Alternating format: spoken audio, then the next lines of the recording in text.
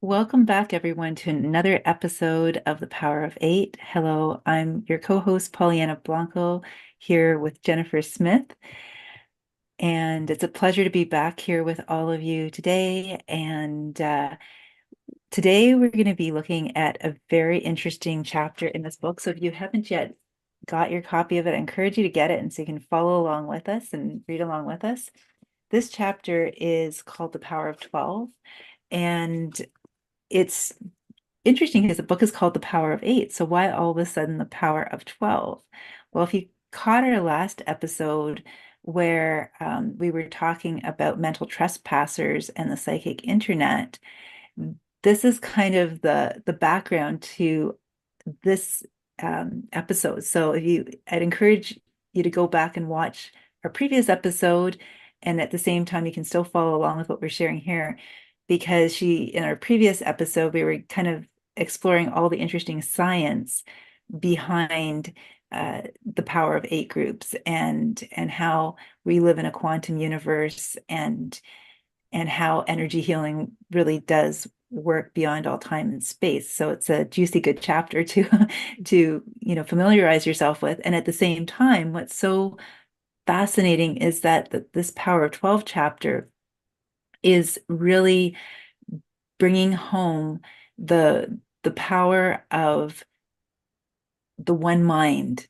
the power of the collective, unified consciousness to move mountains, really, which another word for that is miracles. So, Jennifer, what jumped out for you in this chapter? Was there anything in particular, or do you want me to continue with Well, what jumped out for I really loved how she was talking about whenever she would come across these miracles and all of this power of eight was working, that she would say, I'm going to quote her, "I'm just reporting on this. I don't pretend to understand what this is. I'm learning with you." And then she would say, "I'm not a healer. I'm just a journalist." But she got to the point where she would say, "Oh, well, just another miraculous healing, no big deal," because she had seen it over and over again. But her curiosity, you know, she had this curiosity of, we can't be the first ones that have ever done this. you? So she went into more of a research of where else has this group healing been done in the past, or the group prayer. So I really liked how she pulled in a lot of the history of how these things have been done in the past, because I think it can help connect the dots on maybe some things people are learning, and help people understand how this healing works, and why it does seem like miracles that we are all able to do this.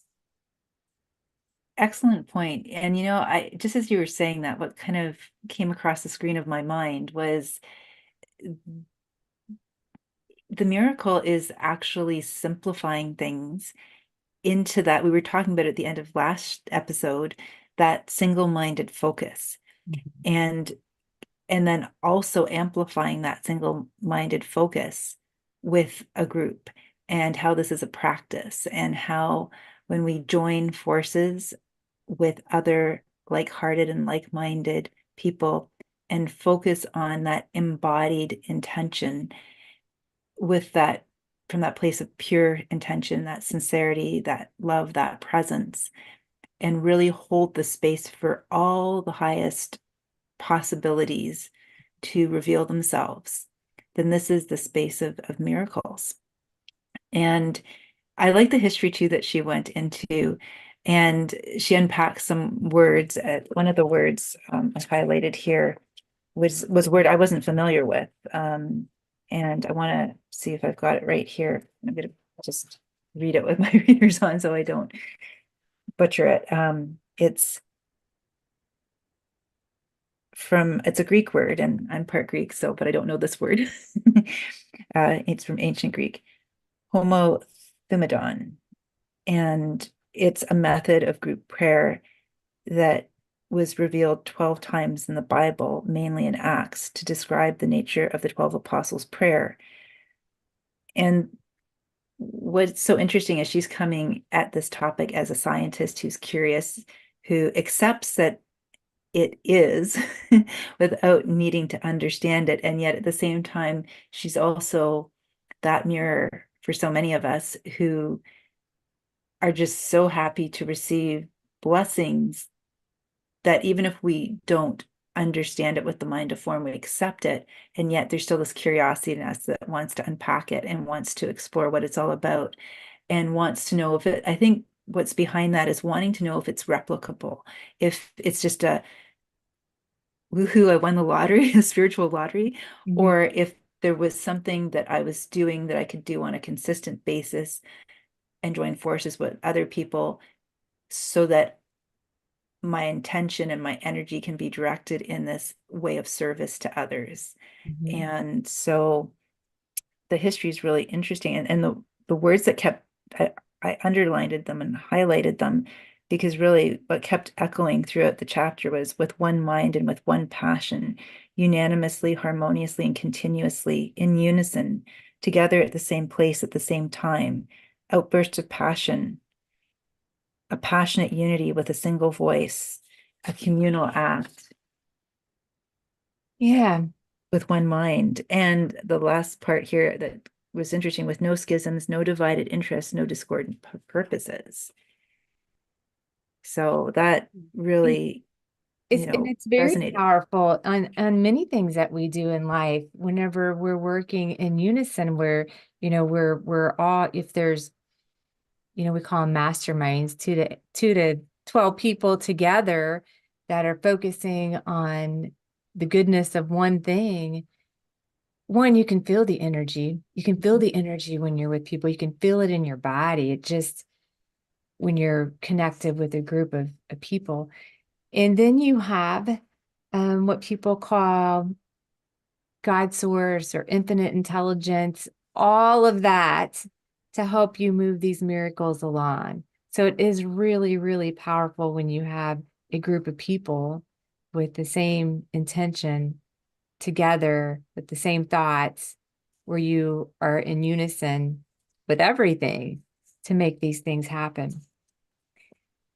I I the other reason I like the history of it is because I think sometimes we learn so many different things throughout life, and we're trying to figure out what is, people are trying to figure out what is energy healing and how does it relate to what I've learned before. I think this is a great chapter to take a look at. There was you know one paragraph that I have highlighted here, and sometimes people will ask me based on their beliefs, how does this relate to energy healing? So I always have to try to link that up so they can understand it a little bit better.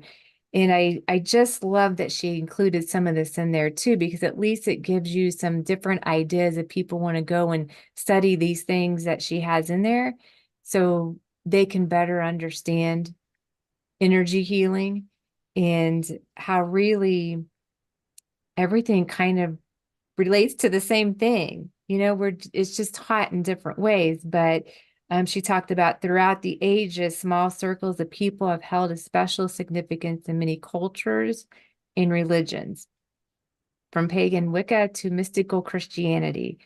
The Arthurian legend of the Round Table and the medieval brotherhood of the Rosicrucians. Did I say that right? Rosicrucians, I think, but Yeah. We're said to have incorporated both practices in those of the ancient Essenes, the early mystic sect reputed to have educated Jesus. So there's a lot of different words, a lot of different things in that packed in that one paragraph. And if people have been trying to study this and they run across these things, that's more things that they can go study, because really everybody, I think the viewpoint is everyone's trying to be good and everybody's sending positive intentions. And so I loved it that she named some of those things. exactly that there are many ways and approaches and inroads, and at the heart of it, at the core heart of it, is that truth that at the end of the day, we're more unified through our common held intentions for the highest good than Mhm. anything else. So it's almost that sort of discernment about not getting lost in the technicalities of things. Mhm. We talked about this a couple of episodes ago too, when we were talking about, whether we're doing Reiki or magnified healing or some other modality, that at the end of the day, it's the presence that is at the heart of the healing. And while the various methodologies and approaches are ways to direct and channel our energy, like for example, with Reiki, there's certain symbols that we use to anchor the healing in. At the end of the day, we don't want to get lost. There's a balance between using the tools and also acknowledging that the presence is penultimate, right? And so that's what you're speaking to there. So I'm glad you brought up that point for everyone. Yeah, she would even talked about some of the Stonehenge, and what are the rocks there for? And some people believe that, and this is my belief too, um, those rocks are important because there is energy stored in those rocks as well from a long time ago. So this is not anything new. This has been around for a long time, energy healing for, all the way back, even Egyptian. They talked about some of the things with water. So it goes back, I don't know, from the beginning of time, I guess. But it's and I just feel like sometimes it's new to people. So there's a lot of history, a lot of ways you can research it. For sure. And when you think about energy healing too, I think perhaps what's new in this is in the sense that we have perhaps maybe to some degree lost touch with that connection we have to the unseen, Mhm. because again, the Newtonian worldview is more about the concrete object that is separate from this object with a force acting on it. And so it kind of, they're different experiences, different dimensions of reality. And when we're in the 3D realm, it's a Newtonian realm.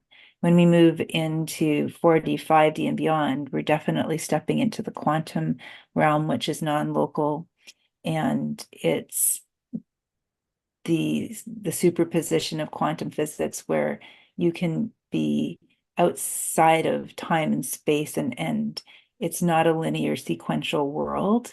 Mhm. It's about awakening to your multidimensional awareness, and there isn't even a past, present, and future. There's just an eternal now. And so it sort of sounds at first maybe even a little contradictory to the logical mind of form that has become more entrenched in a 3D reality. And so it takes a little bit of unwinding and loosening up of some of those strongholds mentally on our perception of what reality is. And it's a very real reality when those perceptions are in place. That is what is most real. As we get curious and we are on our inner spiritual awakening journey and we experience even the benefits of lying on a Reiki table, of going for an energy healing experience, and we get curious about it and we notice we may not be able, coming full circle to what you shared at the beginning about it just is, even if she couldn't understand it, that it is that expanding beyond the conventional ways we've been taught to begin to acknowledge ways of knowing ourself, experiencing reality and our place in the universe, and the essence underneath sort of the waterline of our day-to-day experience that opens us up and also starts to create kind of like an internal rearrangement, like when you're moving furniture in a room and the room starts to look and feel different, and then And then it sometimes feels like a full out renovation, like it's not just redecorating. In the beginning, we're sort of redecorating because we kind of want to keep the room sort of the same. So we've Mhm. got one paradigm, which is more that 3D reality paradigm. And so we're curious about the energy healing because we've received the benefits from it. And we're more into redecorating than renovating the room because that's just a bit uncomfortable. And that's okay because it's a process. So even unwinding our perceptions around what is possible for us is a process. And that's what I've really enjoyed so far, even about this book, is that she shares her own process of unwinding as a scientist, her own skepticism. Mhm. And this is why I think this is such a supportive book for people on their inner awakening journey, because don't we all walk that path for a while until we have enough experiences, enough rememberings, and deepen that trust within ourselves of the process itself, and invite ourselves to know beyond needing to understand.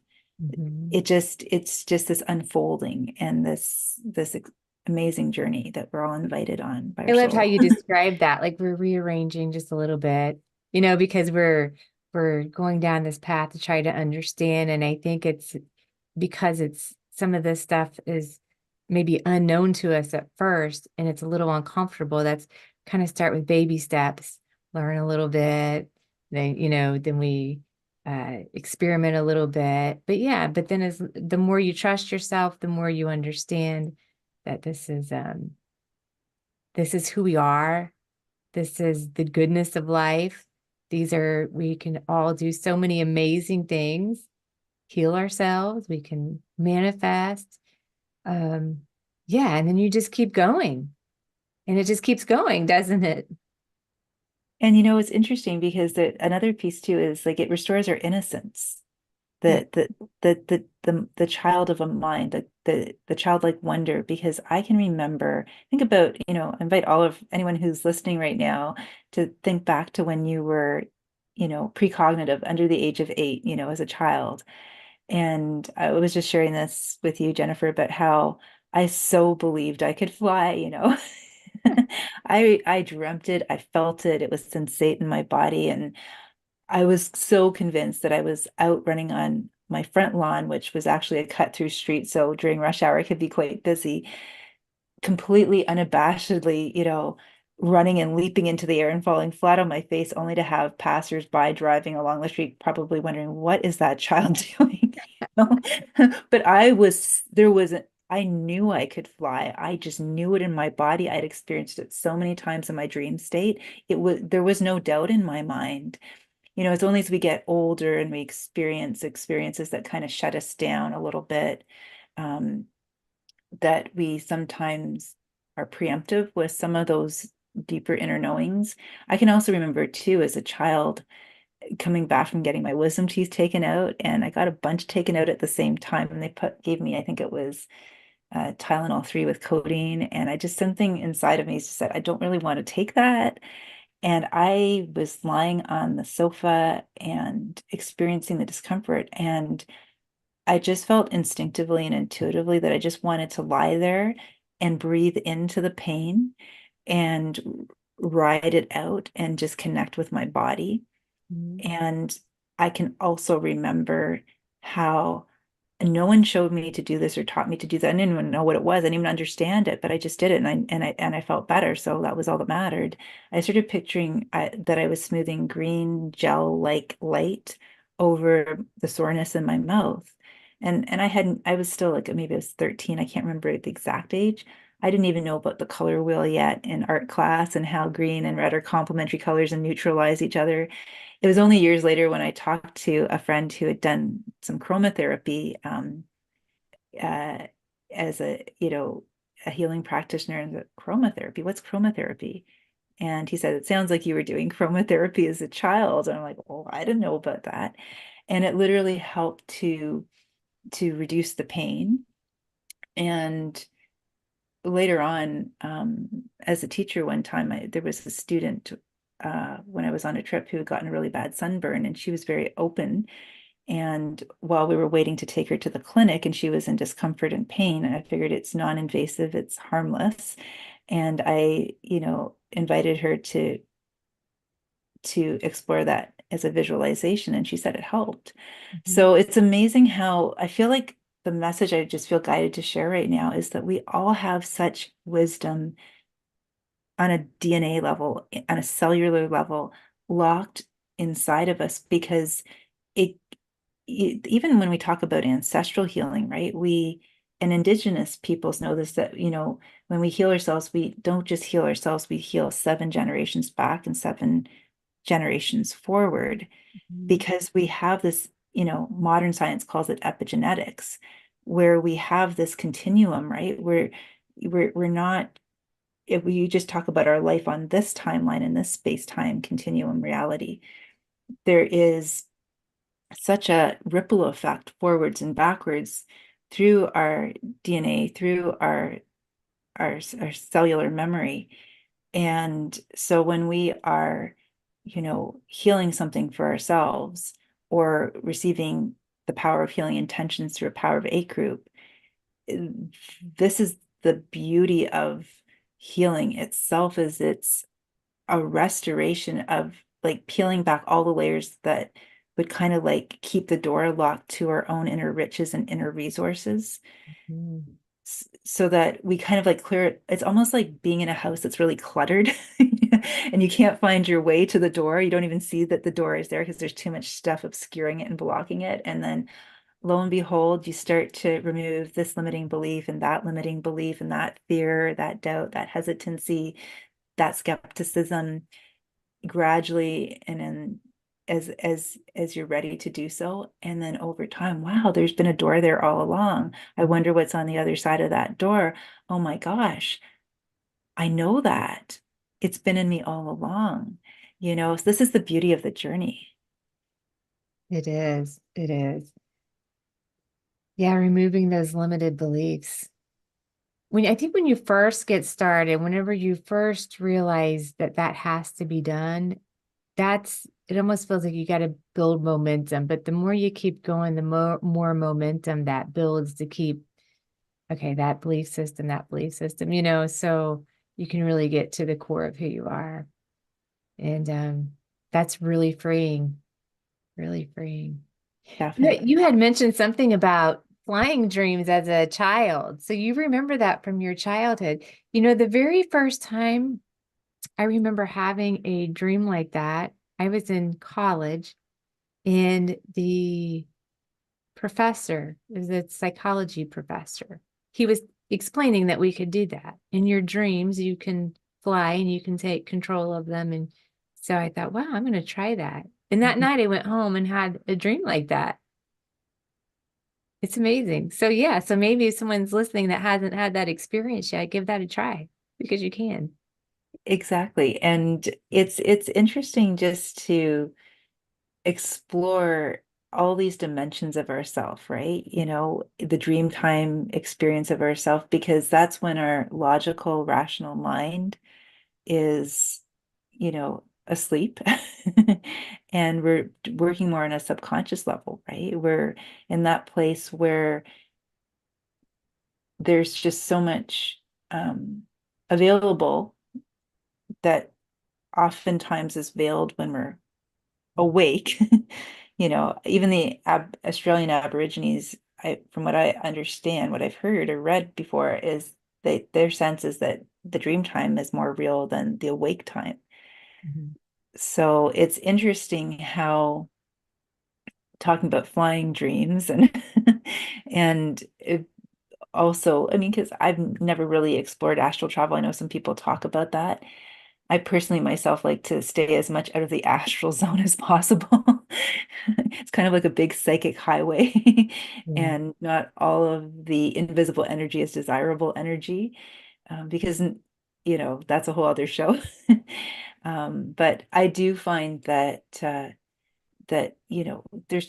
there's so much just waiting to be remembered inside of all of us. And this book really inspires me as I'm reading it to be open And to also notice when I'm reading it too, if there's any quiver of a, oh, I don't know, or I wonder, to notice where that's coming from. Is it coming from my mental body, my emotional body, my physical body? Is there some like tightness happening in my body as I'm reading it?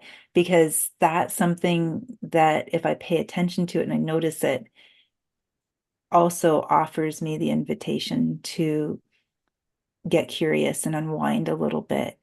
Mhm. And it's it's such a fascinating journey that we're on as human beings. It is. Was there anything in this chapter that kind of made you go, but I don't know about that? Or there were just some of the chapter I read. I don't know everything about all of those different religions, but it's interesting to see that everything kind of comes together. I would say that overall it resonated with me. And at the Mhm. same time, if I'm being completely transparent with myself and everyone listening right now, there is probably an aspect of myself. I'm just reflecting right now, checking in since you asked me that deep question, Jennifer. That, and I think this is something that is innate in us as human beings. It's call it, I don't know, we can call it by many names, inner skeptic, or the too good to be true, kind of banner that runs across our mind, or the pop-up that says that didn't work, or, something like that, the inner naysayer, the inner peanut gallery. And well, I know in my heart that this works. I want to be candid and share that because even though I know it works and I've experienced moments in my own life where that have defied sort of the logical, rational mind and have, through the intuitive mind, have tapped into that internal now, it doesn't mean that there isn't that peanut gallery there too. It's just which one's louder and recognizing that it's the peanut gallery and treating it like a tabloid in the grocery store checkout line. Do I really want to sit there and study it and read it and give it my attention? It's just, I'm aware that it sometimes wants to pop up and that it's wanting to try to like protect me from being disappointed or having too high an expectation. And then when I recognize that, I realize that that's just coming up so that I can make a conscious choice to let it go Mhm. and to notice where I'm putting my attention.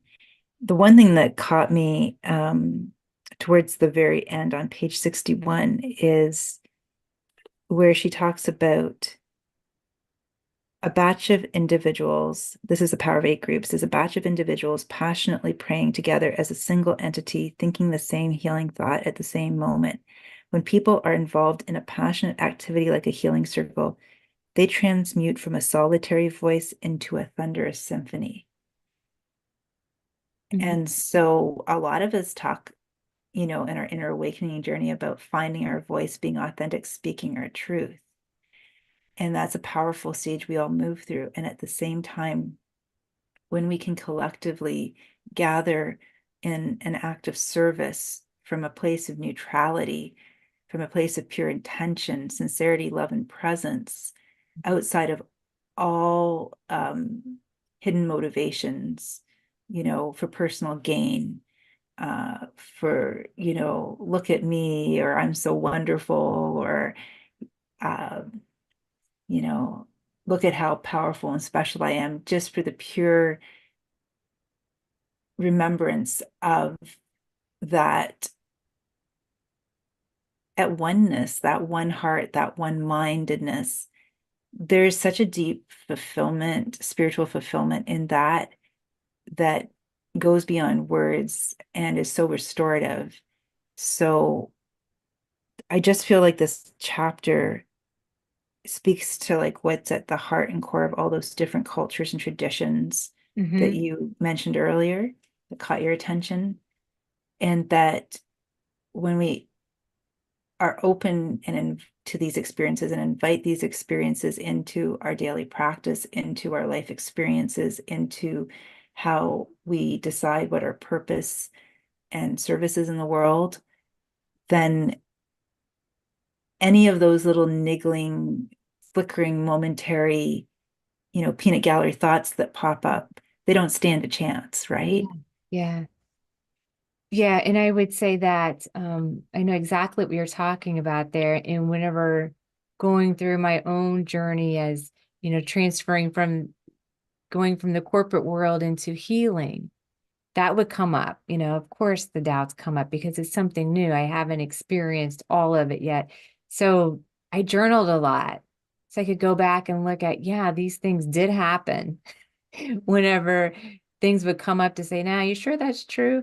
But then after journaling a lot and looking back, checking my facts of what had happened, after a while, you just accept it and you expect miracles, every day. I wanted to point out because you mentioned the healing circle. And so that a lot of things came into my mind whenever you said that, and it's in the book. But I think, there's many different ways that this can be done. It's just the unity and that's the good intention that good uh, with a group of people that one mind, right? And I've seen this happen with one of my friends with her church group and people praying together for her healing. And she had a miraculous healing that happened. Healing circles. The other thing that I've experienced is healing circles with healing rods, like with the Egyptian healing rods. Whenever you form a circle and everybody has the good intentions of healing, I've seen miraculous things happen there. Yes, I have mine too. And it all goes back to kind of the last chapter we went through about all the energy and things that go on there. Um, with you can have healing circles with just the intention of the energy with energy healers and also with sound healers. I would say that I have seen some really, really profound healings with the combination of things where a group would come in and I worked with the sound healers, played beautiful music, did a sound bath where you can get people, there was probably 7 or 8 people in the room for that sound bath healing experience. And we did a healing rods with the Egyptian healing rods, a healing circle, just a little bit. And then we did the sound healing and I did energy healing for each participant in the room during that. And there's just so many miracles that happen with all the sound, the energy, everything in combination. So I always tell people, find a healing modality that you resonate with Yes. Mm-hmm. and go with that, or try a Yeah. couple and see what you really like and just move forward. Yeah, there's so many different paths, and that's a really important reminder, Jennifer, like to trust ourselves, to not to force ourselves to do anything because we think we should do it or it's good for us or someone's told us it works for them, is to really, I think part of this journey is it's really a discovery process Mhm. and it's an honoring yourself process and listening to yourself process. And what resonates for one person might another thing might resonate more for someone else, Mhm. and to honor that and know that whenever there is a place of sincerity, love, and you know and pure intention and presence, all paths lead ultimately to the same unification, the same healing. And what's interesting too, I remember doing, you just reminded me of it. I remember doing group healings with my Reiki teacher. Not, I guess it was, well, it was a while ago. It was a little while ago. She's no longer in the same city as me right now, although she comes back from time to time. And she invited me to participate in the healings. And I remember there would be times where I would place my hands on someone's legs, and then I would ask spirit for help because there were like 20 women in the room. And I had on more than one occasion, I don't know how this worked. I don't, and I'm at the point where I didn't need to know how it worked. I just was happy that it worked and happy that I asked and trusted and spirit answered. And I would have people come up to me afterwards and say, I felt your hands on my legs, and then I looked up and you were on the other side of the room.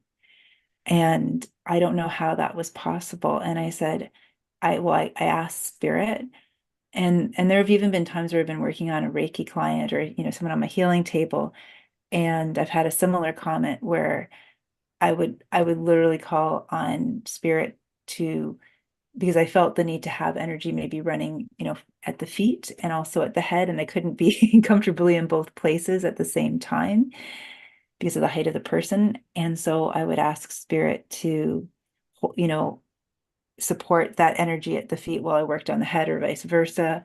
And they had this insane feeling that that was happening. So even the power of intention of just and trust is so key when we are, experiencing this. Um, and just to know that it's real, like energy healing is real. Mhm. Just because it may seem invisible to the naked eye, it's as real as the concrete things. And I think that's really important to remember too when we're, opening to energy healing. Yeah. Yeah, and I think too that if people are there and they're ready to receive, that they're going to have a more profound experience. That's a really good point. Hmm. That's a really good point because there's an openness. Yes. There's a readiness. I remember actually the very first Reiki experience I had, it was a friend of mine who had found out about this Reiki master through another friend. And the three of us went to go get a Reiki session. We were all excited. I was in my mid to late 20s. And the first friend who had introduced my other friend to it had her session. I had my session. And then the Reiki master was in her integrity and said to the friend who had invited me, I'm sorry, I won't be able to do a session on you today because you're not open to it. Mhm. Mhm. And because she knew that nothing would come of it. And I had to be careful there because you don't need to believe in Reiki for it to work. Right. What That's you very true. so I don't want to blur the lines there. At the same time, if you're going into any healing experience with kind of like I'm closed off and prove it to me, then you're Mhm. not going to receive the benefits that someone who's open and has a willingness to receive will have. And that's simply because if we're going into a energy healing session with a sort of like guarded, prove it to me, I don't know if this works. It's not that it can't still work. First of all, you won't notice the benefits because you'll be so focused on it not working that you won't be able to, it'll just be out of your range of perception. And second of all, when we're closed off to something like that, we're also operating from a paradigm that expects the healing to be done for me and to me rather than with me participating. And so all healing is requires a certain degree of willingness and openness, which is a form of participation. And if we're giving all of our power away to a healer to fix us and rescue us, it doesn't match the, like the what a healer can do in that state is they can help you to downregulate your nervous system. That's very real. Help you to relax, which may Mhm. be a necessary step towards being more open to receiving the fullest benefits available. And that's just as real, regardless of whether you believe in it or not. I just feel that in order to be open to a miracle is a prerequisite uh, for receiving the maximum healing benefits through any modality or prayer or intention circle. Yeah, Yeah. that's very good. I like that. I like how you explain that. This has been another fascinating episode. It has been. It has been. Is there anything else, Jennifer, that you felt Um, inspired to add or add a cherry on top there to was our discussion? something I think this is a good note to end this on. Get people thinking if they want to research this a little bit more, but it's italicized in here too. Um, and she says because the chapter is called The Power of 12.